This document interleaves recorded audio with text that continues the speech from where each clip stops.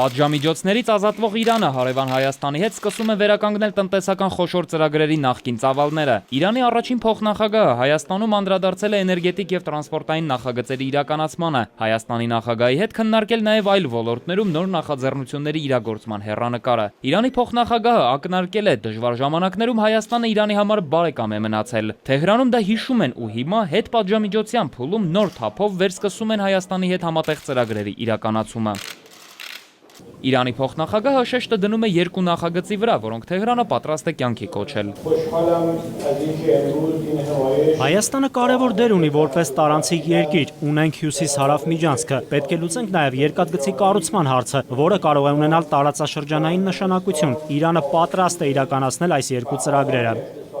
Նախկինում դժվարությունների առաջ կանգնած համատեղ ծրագրերի նոր շունչ հաղորդելու նախադեպ արդեն կա։ Հայաստանի վարչապետ Աբրահամյանի Իրան կատարած այցի ընթացքում ձեռք են բերվել պայմանավորվածություններ, որոնք թույլ են տվել վերսկսել Հայաստան-Իրան բարձրավոլտ էլեկտրահաղորդման երրորդ գծի շինարարությունը։ Համոզված են, որ շինարարական աշխատանքները կավարտեն կարճ ժամկետում։ Հայաստան-Իրան գործարար համաժողովին Իրանի առաջին փոխնախագահը ավելի քան 300 գործարարների ուշադրությունն է հրավիրել Եվրասիական միության հնարավորությունների վրա։ Հայաստանը Իրանին առաջարկում է օգտվել տնտեսական այս հնարավորությունից։ Իրանի համար Հայաստանը Եվրասիական միության անդամ միակ երկիրն է, որը կարող է հարթակ դառնալ մեր ապրանքները եվրասիական շուկա արտահանելու համար։ Սա հաստատում եւ մանրամասնում է Հայաստանի վարչապետը իրանցի ավելի քան 80 գործարարի ներկայացնելով Հայաստանի տնտեսական բազմավեկտոր քաղաքականության հնարավորությունները, նախ եվրասիական ուղղությունը։ Հայաստանը անդամակցում է Եվրասիական տնտեսական միությանը, ինչը նշանակում է, որ Հայաստանում արտադրված ապրանքները զրոյական մաքսատուրքերով առանց մաքսային ձևակերպումների եւ այլ վարչարարական խոչընդոտների կարող են ազատ մուտք գործել Եվրասիական տնտեսական միության անդամ երկրների մոտ 170 միլիոնանոց սպառողական շուկա։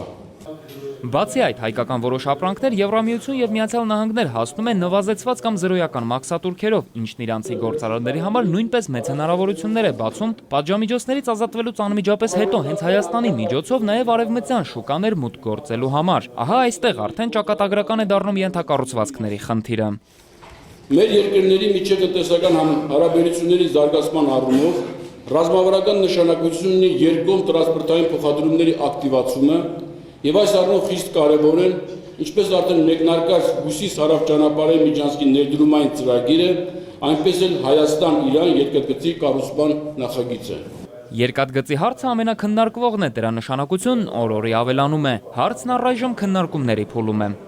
Մեկ քայլ առաջ են գնացել, ծրագիրն ավելի է կոնկրետանում։